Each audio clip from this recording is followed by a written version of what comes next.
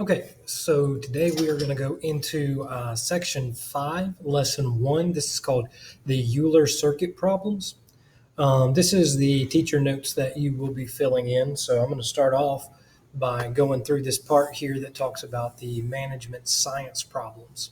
Now, we want to find efficient ways to organize and carry out large number of complex tasks that do not often appear possible to make optimal decisions. Um, Essentially, we're just trying to find a way to solve a problem.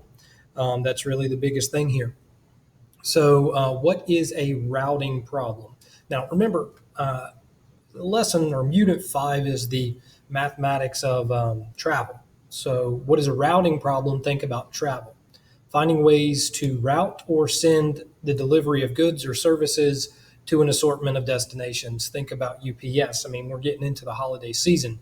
Think about United States Postal Service. Think about FedEx. Think about Amazon. All of these have to have optimal routing when sending big supplies places. Now, your little trucks and stuff, they still do this, but not maybe to the extent as the big semis. So, real life examples, maybe pizza delivery to several destinations. If you've ever been a pizza delivery person, you want to optimize your time, and I think the computers for those pizza places actually do that for you. Scavenger hunts or around Mount Tabor, just a scavenger hunt. Bus services, think about cities, Greensboro, New York, Chicago, anything like that. Bus services in multiple locations.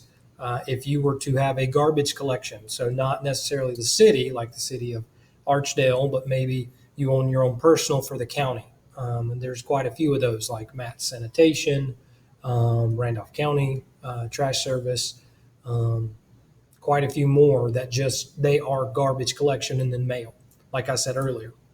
Now, the basic question is existence. Is an actual route even possible? Can I do this? Is there an existence to this place?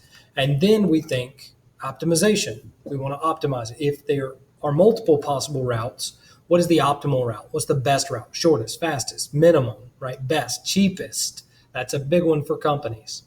Exhaustive requirement. So route must go everywhere, all destinations and all paths. That is kind of our whole thing here. And I know it says section 2 is 5.2 is graphs. We will kind of talk about that in tandem with this, okay? And so again, we're talking about these graphs. So a graph is a picture consisting of dots and lines, curves. This type of graph represents the area of mathematics that's called graph theory and is different than graphing of functions on a coordinate plane. So graph theory doesn't necessarily mean we're graphing a linear function or a quadratic or anything. Graph theory is different, okay? And it's what we're talking about here. So there are formal definitions of a graph, and that is a structure that defines pairwise relationships or edges. Remember, pairwise is one to the other with a set of objects, vertices, x related to y if and only if x, y is an edge. So an edge would be like if I was to take and draw a line straight down, right? So here's x, here's y. That would be the edge xy, especially if I was to maybe have a triangle with a z there. So x, y, z. Okay, now, so if we get down here and talk about vertices, right? Dots or points on the graph is what a vertice is. You can only change direction at a vertice like at an intersection. So the vertices for this example off to the side is x, y, z.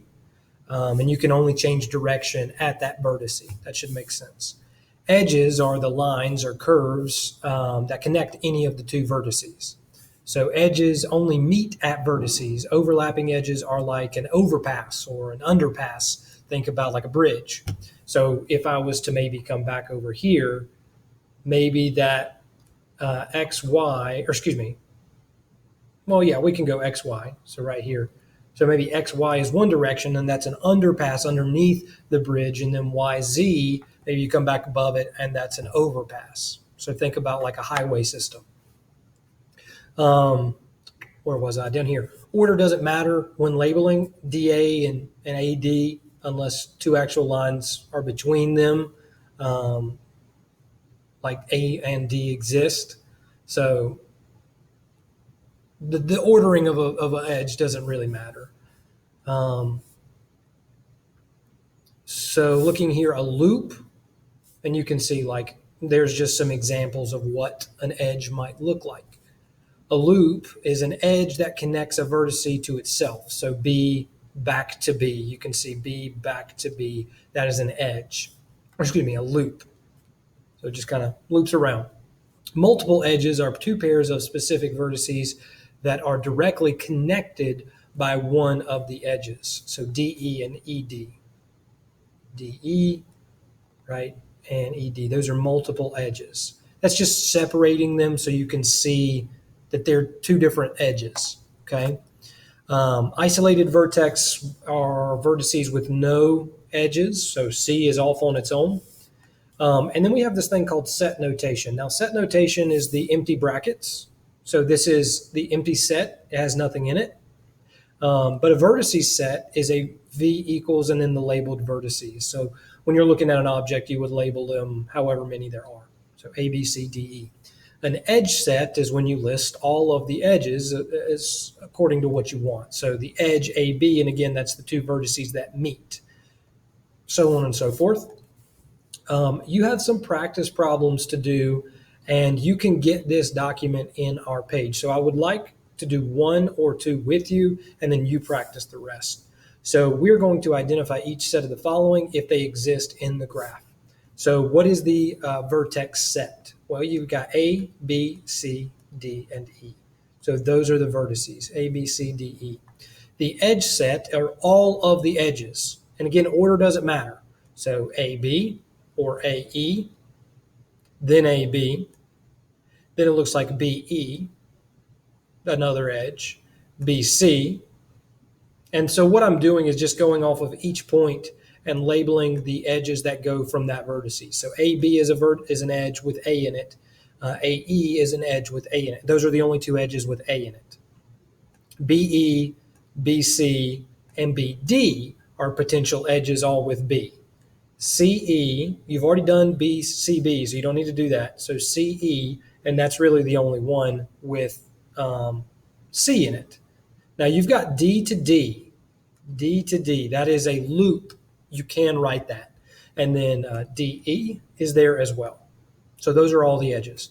The loop is DD. Multiple edges, you have none. You don't see like this image up here, okay? And isolated vertices or vertex, there are none as well, nothing without an edge, okay? So I want you to be able to identify all of those in this practice set. I think there's only 6. So try